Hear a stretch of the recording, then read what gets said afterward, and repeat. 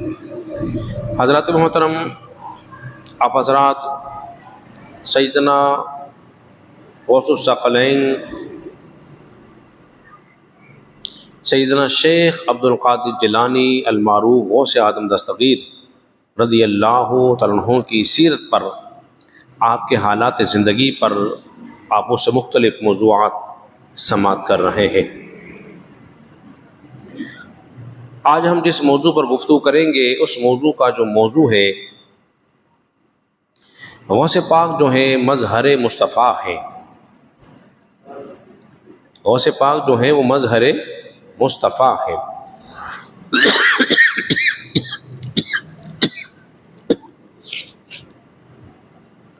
اس لیے کہ اللہ تبارک و تعالیٰ نے نبی پاک صلی اللہ علیہ وسلم کو جو کمالات عطا فرمائے تھے، ویسے ہی بطور کرامت کے وہ کمالات اللہ تبارک و تعالیٰ نے سیدنا شیخ عبد القادر جیلانی رضی اللہ تعالیٰ عنہ کو بھی عطا فرمائے تھے۔ اس لیے کہ آپ حسنی اور حسینی سید ہیں، اور میں بارہا آپ کو بتا چکا ہوں کہ آپ کی ذات کے اندر دونوں فیض موجود ہیں، فیض مصطفی بھی ہے اور فیض مرتضوی بھی ہے، یعنی کہ رسول اللہ صلی اللہ علیہ وسلم کا فیض بھی آپ کی ذات میں موجود ہے، اس کے ساتھ ساتھ حضرت علی مرتضیٰ شیر خدا رضی اللہ عنہ کا فیض بھی آپ کی ذات کے اندر موجود ہے۔ حضور غوث اعظم خود فرماتے ہیں کہ میں نے کیا دیکھا کہ حالت بیداری میں ظہر کی نماز سے پہلے رسول اللہ صلی اللہ علیہ وسلم تشریف لائے۔ ابھی ظہر کی نماز کے لیے مسجد جا رہا ہوں، حضور تشریف لے آئے۔ حالت بیداری کی بات ہو رہی ہے، نہ کہ حالت خواب کی۔ قربان جائیے کیسی خوش نصیب آنکھیں تھیں جو جاگتے ہوئے دیدار مصطفیٰ کر رہی تھی، جاگتے ہوئے۔ نبی پاک صلی اللہ علیہ وسلم نے فرمایا، بیٹا تم لوگوں کو واعظ و نصیحت کیوں نہیں فرماتے؟ آپ نے عرض کی کہ میری زبان میں وہ فصاحت، وہ بلاغت نہیں، یہاں کے لوگ عربی میں عجمی، تو کچھ مشکلات کا شکار ہوں۔ تو آپ نے شفقت فرماتے فرمایا، اے شیخ عبد القادر جیلانی ذرا میرے قریب آ جاؤ۔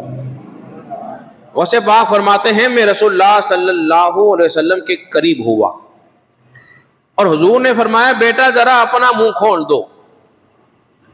فرماتے ہیں بس حضور کا فرمان تھا، میں نے بھی اپنا منہ کھول دیا۔ نبی پاک صلی اللہ علیہ وسلم نے کیا کیا؟ اپنا لعاب دہن 7 مرتبہ میرے منہ میں ڈال دیا، تھتکار دیا، مجھے لعاب دہن عطا فرمایا۔ حضور تشریف لے گئے۔ ابھی نماز ظہر ہوئی، نماز ظہر سے فارغ ہی ہوا تھا، کیا دیکھتا ہوں کہ علی مرتضیٰ شیر خدا رضی اللہ عنہ تشریف لے آئے۔ جاگتی ہوئی آنکھوں سے ان کا دیدار کیا۔ انہوں نے مجھ سے وہی سوال پوچھا جو رسول اللہ نے پوچھا تھا، اور میں نے انہیں وہی جواب دیا جو رسول اللہ کی بارگاہ میں عرض کیا تھا۔ حضرت علی کہنے لگے کہ بیٹا تم بھی ذرا اپنا منہ کھول دو۔ فرماتے ہیں میں نے اپنا منہ کھول دیا، اور حضرت علی مرتضیٰ شیر خدا رضی اللہ عنہ نے 6 مرتبہ مجھے لعاب دہن عطا فرمایا۔ میں نے پوچھا کہ ابھی رسول اللہ صلی اللہ علیہ وسلم نماز ظہر سے پہلے تشریف لائے تھے، انہوں نے تو 7 مرتبہ، آپ نے 6 مرتبہ کیوں؟ جواباً حضرت علی نے کہا، اے عبد القادر رسول اللہ صلی اللہ علیہ وسلم کا ادب کرتے ہوئے 6 مرتبہ عطا فرمایا ہے، ادب کرتے ہوئے۔ اور ادب کی بڑی فضیلت ہے، بڑے فوائد ہیں۔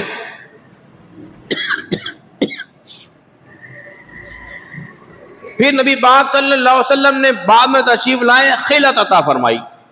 میں نے پوچھا یا رسول اللہ صلی اللہ علیہ وسلم یہ خلعت کیسی ہے؟ فرمایا یہ تمہاری ولایت کی خلعت ہے۔ بس اس کے بعد کیا ہونا تھا کہ پھر میری جو مجلس ہوتی تھی اس میں ہجوم ہونا شروع ہو گیا، پہلے میرے درس میں وعظ و نصیحت میں چند ہی لوگ بیٹھا کرتے تھے، اس کے بعد تعداد 70,000 تک پہنچ گئی. لوگ سواریوں پر آتے، لالٹین مشعل ساتھ لے کر آتے. اس وقت کے بڑے بڑے علماء قلم اور دوات لے کر آتے، میری باتوں کو لکھ لیا کرتے تھے، اور 70,000 آدمیوں کا مجمع ہو جایا کرتا تھا.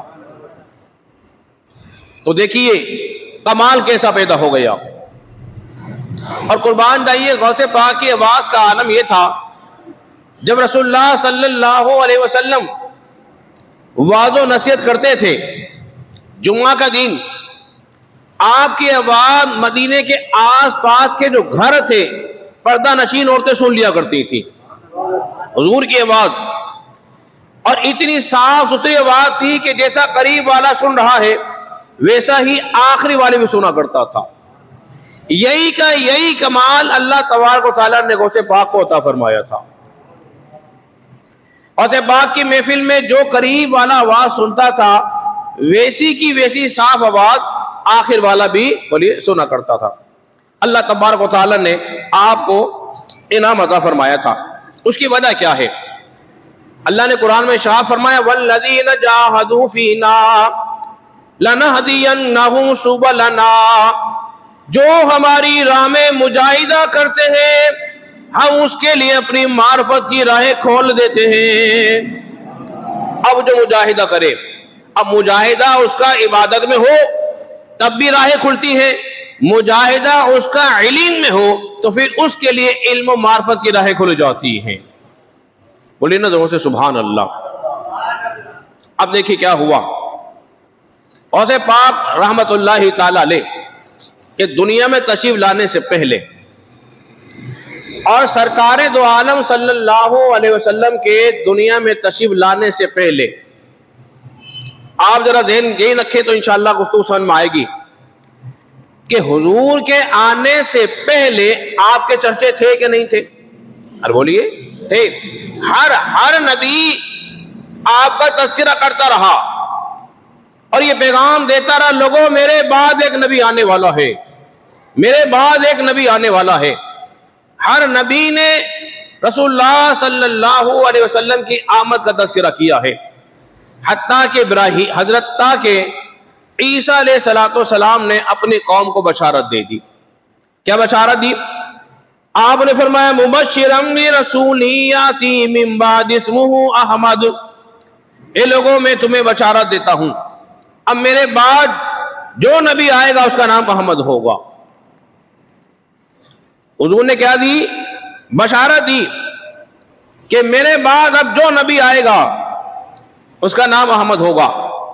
اسی طرح سیدنا شیخ عبد القادر جیلانی المعروف غوث اعظم دستگیر رحمت اللہ تعالی علیہ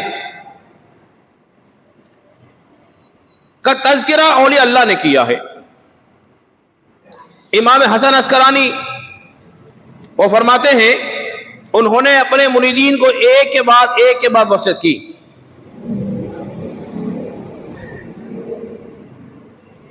اور ایک چادر اپنے مرید کو، مسلح اپنے مرید کو دیا، اور پھر اس کے بعد کسی ذمہ دار کو دے دیا، اور وصیت کرتے رہے کہ جو دنیا سے جانے والا ہو اس کے بعد اس کو دے دے.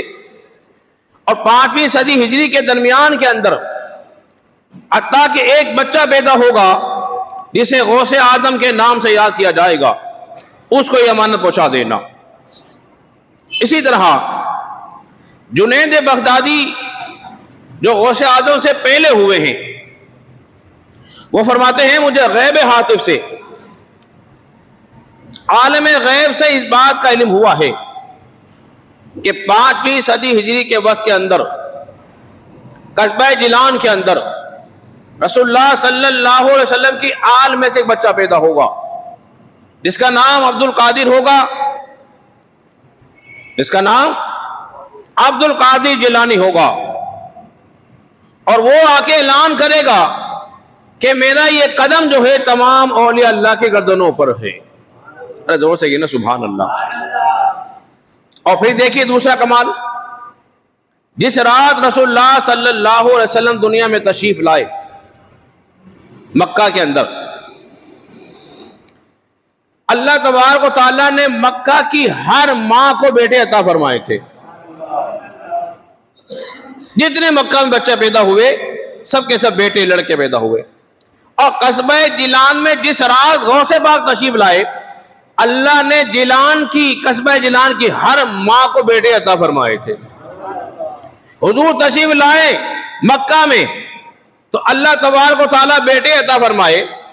غوث پاک قصبہ جیلان میں پیدا ہو تو اللہ تبارک و تعالیٰ قصبہ جیلان کی ہر ماں کو بیٹے عطا فرمائے. اس کے ساتھ ساتھ دیکھیے جب غوث پاک صلی اللہ علیہ وسلم کو دیکھیے, رسول اللہ صلی اللہ علیہ وسلم دیکھیے, میں بتا چکا ہوں مظہر مصطفیٰ ہے. نبی پاک صلی اللہ علیہ وسلم کی دونوں کندھوں کے درمیان کیا تھی بولیے؟ مہر نبوت تھی. مہر نبوت تھی.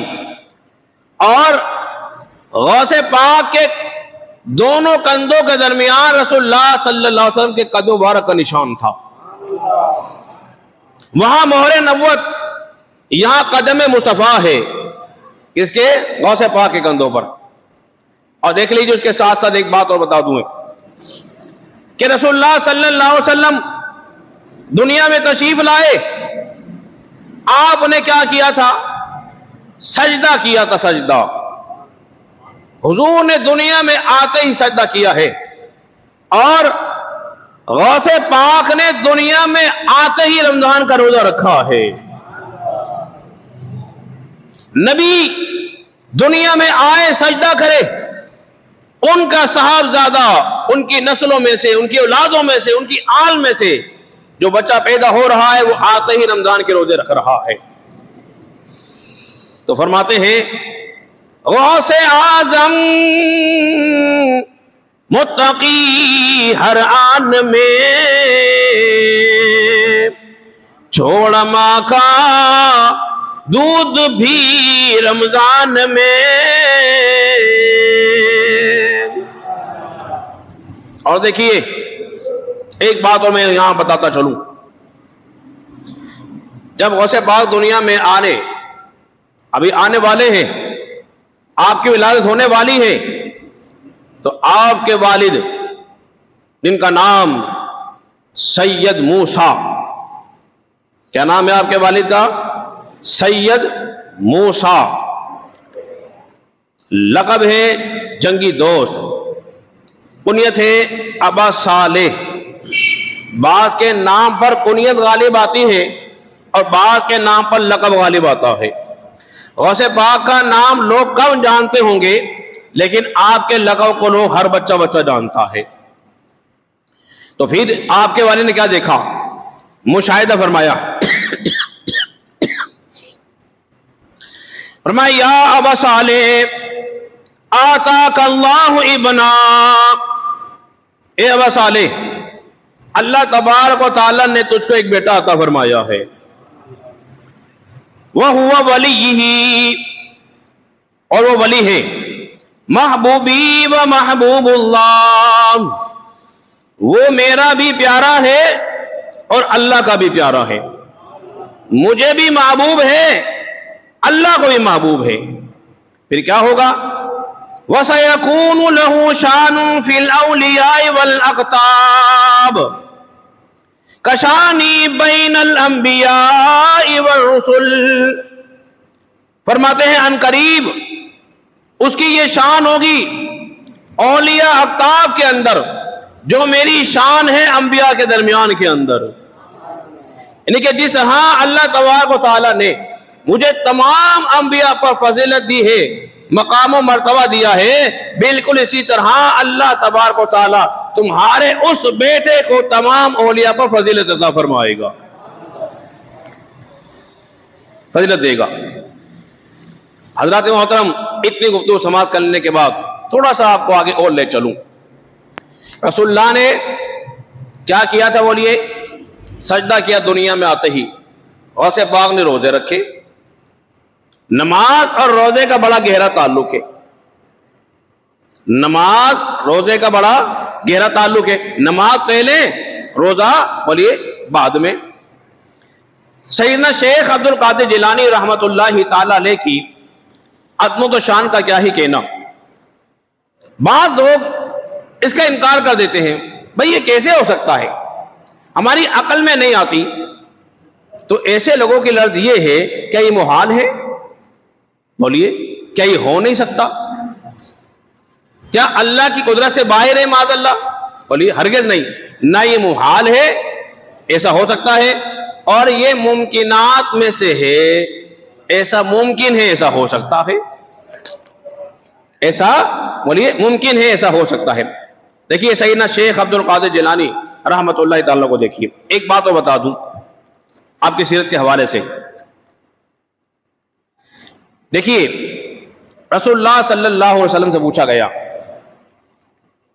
یہ ترمذی حدیث میرے ہاتھ میں ہے، حضرت ابو ہریرہ رضی اللہ عنہ سے روایت ہے. پوچھا گیا کہ یا رسول اللہ صلی اللہ علیہ وسلم، ترمذی اس کا حدیث نمبر ہے 36-9، یہ 3609 نمبر ہے اس حدیث کا. باب المناقب ہے اور اس کی جلد 2 ہے. حضرت ابو ہریرہ رضی اللہ عنہ کہتے ہیں، میں نے پوچھا متى وجبت لک النبوۃ، یا رسول اللہ صلی اللہ علیہ وسلم آپ کو نبوت کب ملی؟ سوال کس سے ہو رہا ہے؟ رسول اللہ سے ہو رہا ہے. کیا پوچھا جا رہا ہے کہ یا رسول اللہ صلی اللہ علیہ وسلم آپ کو نبوت کب ملی ہے؟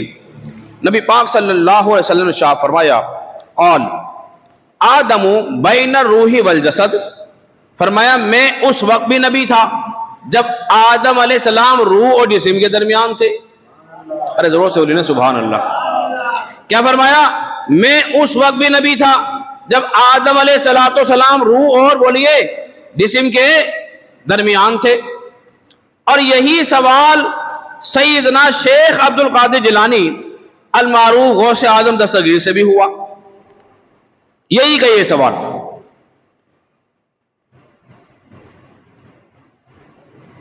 اب وہاں کیا تھا؟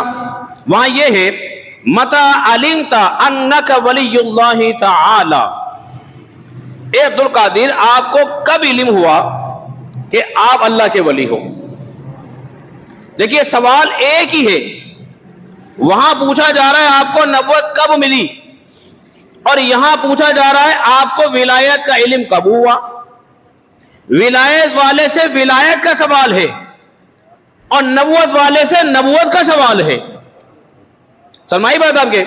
آپ نے فرمایا جب میں چھوٹا تھا، 12 سال کا تھا، مدرسے میں پڑھنے کے لیے جایا کرتا تھا، تو میں اپنے آس پاس دائیں بائیں فرشتوں کو دیکھتا، اور وہ ساتھ ساتھ کیا کہتے تھے؟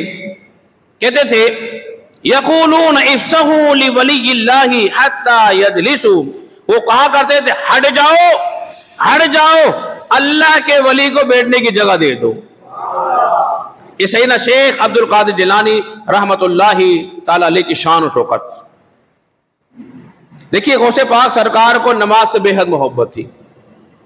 کس سے محبت تھی؟ نماز سے بے حد محبت تھی. اس قدر پیار تھا جس طرح پیار رسول اللہ کو تھا. حضور فرماتے ہیں مجھے 3 چیزیں پسند ہیں، 3 چیزیں، انہی میں سے خوشبو اور بیویاں، اور تیسرا کیا تھا؟ نماز. حضور نے فرمایا نماز میری آنکھوں کی ٹھنڈک ہے. نماز پسند تھی. اور غوث پاک رحمت اللہ تعالی کو بھی نماز بے حد پسند تھی. عشاء کے وضو سے نماز فجر ادا کیا کرتے تھے. نماز فجر. آج میں اور آپ کا حال کیا ہو رہا ہے؟ بولیے ہم تو مسجد میں آتے ہی نہیں. تو تعلیمات غوث اعظم ہمیں یہ سمجھا رہی ہے، بتا رہی ہے، اے غوث پاک کا نام لینے والوں، ان کے نام کی 11ویں کھانے والوں اور ان کے نعرے مارنے والوں، ان کی باتیں سن کے خوش ہونے والوں، غوث اعظم تمہیں کہہ رہے ہیں اگر تم میرے ہو تو پھر نمازوں کی پابندی کرو، میرے ہو تو نمازوں کی پابندی کرو، شب بیداری کرو، تاکہ تمہیں کوئی مقام اور مرتبہ حاصل ہو جائے. اسی طرح آپ کو قرآن سے بڑی محبت تھی. اور پچھلے جمعے کو میں بتا چکا ہوں آپ کے علمی مقام کے اندر کہ 35 سال کے لگ بھگ آپ نے تدریس کی ہے، لوگوں کو پڑھایا ہے، فتاوے دیے ہیں، صبح کا درس علیحدہ، دوپہر کا علیحدہ، اس کے بعد علیحدہ. اور کیسے کیسے فقہاء علماء آپ کے پاس آیا کرتے تھے اور آپ سے علم دین حاصل کرتے تھے. آج ہم نے علم دین کی محفلوں کو ان میں بیٹھنا چھوڑ دیا. جہاں گانے کی محفل ہو، گانے باجے کی محفل ہوگی تو وہاں دیکھیے کتنا مجمع لگا رہے گا، اسے چھوڑنے کو طبیعت نہیں چاہے گی. اور درس ہو رہا ہو تو وہاں طبیعت بے چین رہتی ہے، جلدی ختم ہو، جلدی اٹھوں. کبھی گھڑی دیکھتے ہیں، کبھی کچھ دیکھتے ہیں. تو وہاں اتنا لطف اور یہاں لطف کیوں نہیں آ رہا؟ اس لیے کہ دل پر بہت سارے پردے زنگ لگے ہوئے ہیں. جب وہ زنگ اتر جائیں گے تو انشاءاللہ پھر ذکر مصطفیٰ میں مزہ آ جائے گا. تو غوث پاک رحمت اللہ تعالی علیہ قرآن سے بے حد محبت کرتے تھے. 15 سال تک آپ نے ایک قرآن مجید فرقان حمید کو ختم کیا ہے رات میں. ایک قرآن کو 15 سال تک. جب ہم غوث پاک کی اس بات کو بیان کرتے ہیں تو فرقہ جہلمیہ کے بانی علمی کتابی جو ہے وہ اس بات کا فوراً انکار کر دیتا ہے، فوراً انکار. اور پھر نوجوان طبقے کو گمراہ کرنے کی کوشش کرتا ہے اور کہتا ہے کہ رسول اللہ صلی اللہ علیہ وسلم نے تو 3 دن سے کم میں قرآن ختم کرنے کو منع فرمایا ہے. یہ اس کا بڑا دھوکہ ہے. اور حوالہ ترمذی کا دیتا ہے، ترمذی میں حدیث ہے. ترمذی میں جو حدیث نمبر ہے بتا دیتا ہوں آپ کو، 2949 حدیث نمبر ہے، 2949 نمبر ہے. اس میں کیا فرمایا رسول اللہ صلی اللہ علیہ وسلم نے؟ اور مرزا نے کیا دھوکہ دیا؟ وہ کہتا ہے رسول اللہ صلی اللہ علیہ وسلم نے 3 دن سے قرآن کو ختم کرنے کے لیے منع فرمایا ہے. اور غوث پاک ساری رات کو قرآن ختم کرتے تھے. تو وہ چونکہ الزام تراشی کرتا ہے، اس کے دل میں اولیاء اللہ کا بغض ہے، ان سے محبت نہیں، ان کی معرفت نہیں، اس لیے ان پہ اعتراض کر رہا ہے. حالانکہ اسی ترمذی کے اندر ہی جو وہ نمبر بتا رہا ہے اس میں منع نہیں ہے، اس میں بولیے منع نہیں ہے، اس میں فہم کی نفی ہے کہ جس نے 3 دن سے کم میں قرآن کو ختم کیا اس نے قرآن کو سمجھا نہیں. ثواب کی نفی نہیں. یہ نہیں کہا جس نے قرآن پڑھے گا اس کو ثواب نہیں ملے گا، ایسا ہرگز نہیں ہے. چونکہ اس نے دھوکہ دیا تھا، فہم کیا کہہ دیا؟ منع تھا. فہم سمجھ کی بات تھی، کیا کہہ دیا اس کو؟ منع. ایک ہی لفظ کو بدلنے سے انسان کے بولیے کہاں سے کہاں چلا جاتا ہے. مجھے بتائیے رسول اللہ صلی اللہ علیہ وسلم ارشاد فرمایا جو کہے الف لام میم 3 لفظ بولے، کتنی نیکی ملیں گی؟ 30 نیکی ملیں گی. ارے بولیے زور سے سبحان اللہ. 30 نیکی ملے گی. اس لیے کہ ثواب کی نفی نہیں ہے، فہم کی نفی ہے، سمجھنے کی. اور دیکھو اسی ترمذی کے اندر ہی یہ باب القراءت ہے اور حدیث نمبر اس کا 2949 ہے. اس میں ایک روایت لکھی ہوئی ہے، لکھا ہے سیدنا عثمان غنی رضی اللہ تعالیٰ عنہ وتروں کی ایک رکعت میں پورا قرآن مجید فرقان حمید ختم کیا کرتے تھے. عثمان غنی رضی اللہ تعالیٰ عنہ ایک رکعت میں وتروں میں پورا قرآن مجید ختم کیا کرتے تھے. اب لگاؤ فتویٰ حضرت عثمان غنی پہ کیا لگاؤ گے؟ اسی طرح ایک اور تابعی ہیں، ان کا نام بھی لکھا ہے سعید بن جبیر رضی اللہ عنہ بھی مکہ شریف میں ایک رکعت میں پورا قرآن پڑھ لیا کرتے تھے. میں ترمذی سے بتا رہا ہوں. اس میں حدیث نمبر ہے 2949. اسی طرح امام اعظم رحمۃ اللہ تعالی علیہ بھی ایک رکعت میں پورا قرآن ختم کر لیا کرتے تھے. دیکھیے وہ نیکیوں کے معاملے میں بڑے حریص تھے. رمضان میں چونکہ نیکیوں کا ثواب بولیے بڑھ جاتا ہے تو کیوں نہ زیادہ قرآن پڑھا جائے تاکہ زیادہ نیکیاں مل جائیں، اس لیے وہ زیادہ پڑھا کرتے تھے. اور دیکھیے اس کے علاوہ میں ایک بات اور بتا دیتا ہوں.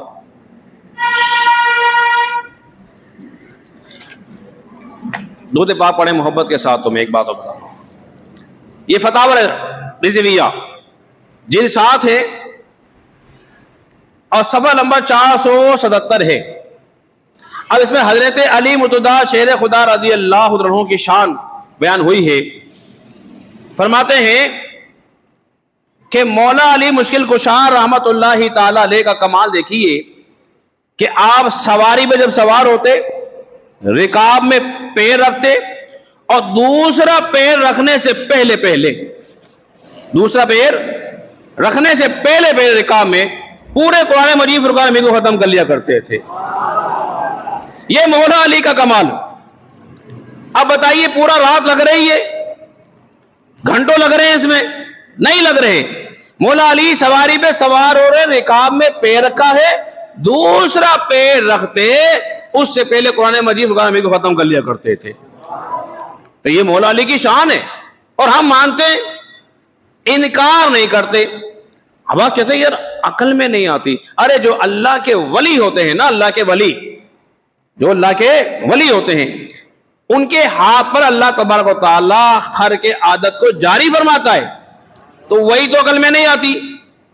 اور پھر ایسے لوگوں کے لیے اللہ تعالی وقت کو ٹھہرا دے تو کوئی بڑی بات نہیں ہے. اب ایک مثال اور آپ کے سامنے پیش کر دیتا ہوں صحیح بخاری سے. صحیح بخاری, اس کا حدیث نمبر ہے 3417 اور اس کتاب کا جو باب ہے کتاب الانبیاء ہے, جہاں انبیاء کرام کا تذکرہ کیا ہے, اس میں سے حضرت سیدنا داؤد علیہ السلام کا تذکرہ ہو رہا ہے, جہاں کے فضائل لکھے ہوئے ہیں کتاب المناقب کے اندر اور کتاب الانبیاء کے اندر.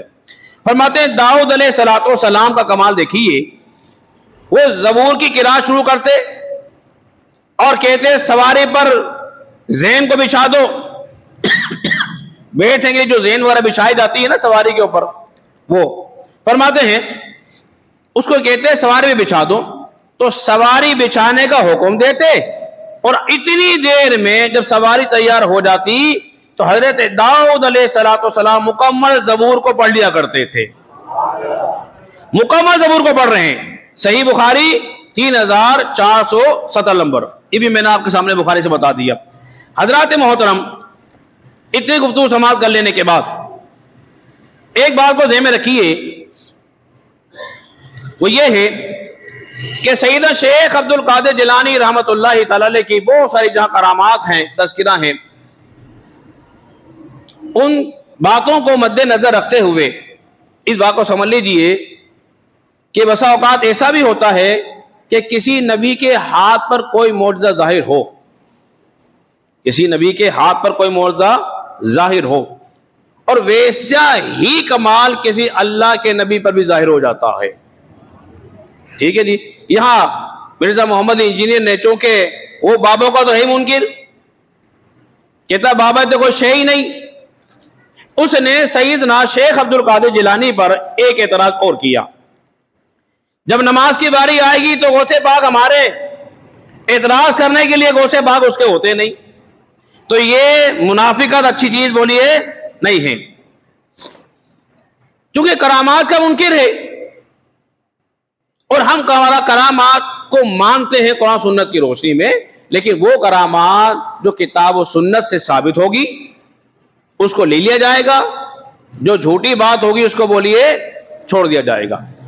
اب اس نے ایک اعتراض کیا, کہنے لگا کہ غوث پاک پر تو FIR ہونی چاہیے, 302 کا مقدمہ ہونا چاہیے. اب دیکھیے اس کی گستاخی بیعت بھی دیکھیے, اس لیے کہ انہیں بندہ مار دیا. کیا کہتے ہیں جی, اس نے بندہ مار دیا غوث پاک نے. ہوا کچھ یوں, ایک ایسی بات آپ کی تذکرے ملتی ہے کہ آپ کا ایک مرید تھا, تو آپ نے اس کو کہا کہ جو ٹوٹے کی جو لوٹی ہے نا, لوٹے کی جو ٹوٹی ہوتی ہے اس کا منہ رکھو قبلے کی طرف. اس نے اس کا رخ قبلے سے پھیر دیا. جب غوث پاک نے اس کو دیکھا نا, آپ کو جلال آ گیا. جب جلال آ گیا نا تو حالت جلال میں آپ نے اس کو گھور کے دیکھا تو وہ آپ کے جلال کی تاب نہ لا سکا اور وہ انتقال کر گیا. کیا کر گیا بولیے؟ انتقال. مرزا نے اس بات کو لے کے کہنے لگا کہ دیکھو غوث پاک نے بندہ مار دیا, 302 کا کیس ہونا چاہیے اور ایف آئی آر ہونی چاہیے, معاذ اللہ. اب اس کا جواب میں دے رہا ہوں, انشاءاللہ تسلی ہو جائے گی آپ کی.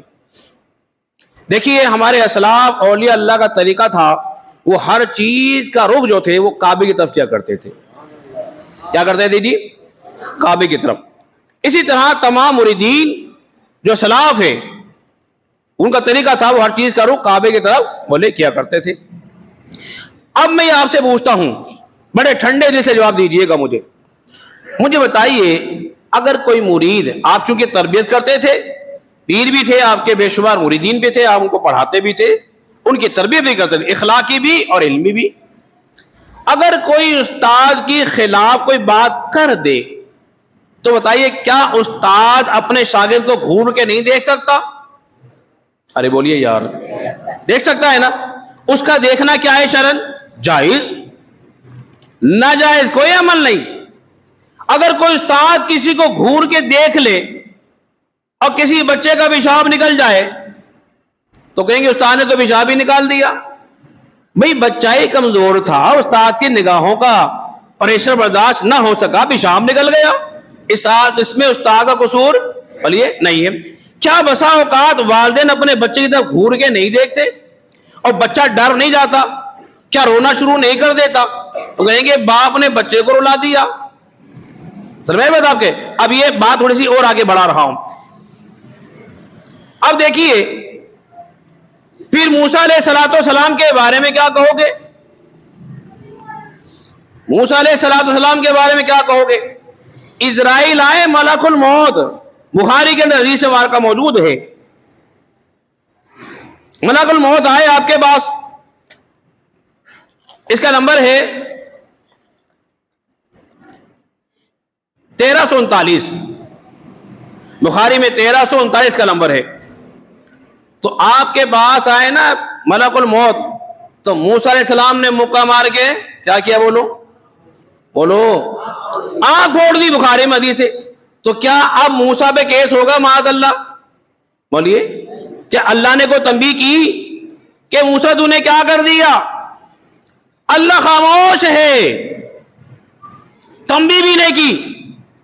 اسی طرح موسیٰ علیہ السلام نے, سورہ قصص ہے, آیت نمبر اس کی 15 ہے اور سپارہ نمبر ہے 20, فَوَقَذَهُ مُوسَى فَقَضَ عَلَيْهِ. 2 قبطیوں کا جھگڑا ہو رہا تھا, ایک نے موسیٰ کو بلایا مدد کے لیے, موسیٰ علیہ السلام نے مکہ جو مارا نا وہ بندہ مر گیا, وہ بندہ مر گیا. یہ تو میں قرآن سے بتا رہا ہوں, میں قرآن و سننے سے باہر گیا بولیے نہیں.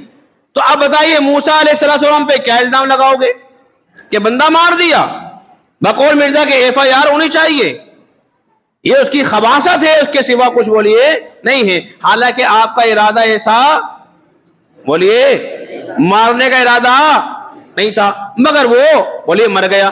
ایسے ہی سیدنا شیخ عبد القادر جیلانی رضی اللہ عنہ کا ارادہ اسے قتل کرنے کا ارادہ نہیں تھا, بس آپ نے اس کو گھور کے دیکھا, جلال میں کمزور سا آدمی تھا, ہارٹ فیل ہو گیا, اس کا انتقال ہو گیا, تو اس کی موت اسی طرح لکھی تھی, اس پہ غوث پاک پہ الزام بولیے نہیں آئے گا. سمجھ بات آپ کے. تو یہ میں نے اس کے جان سر کے اعتراض تھا, اس کو بھی رفع کر دیا ہے. اللہ رب العزت کے بارے میں دعا کریں, خالق کائنات ہم سب کو سمجھ لیں.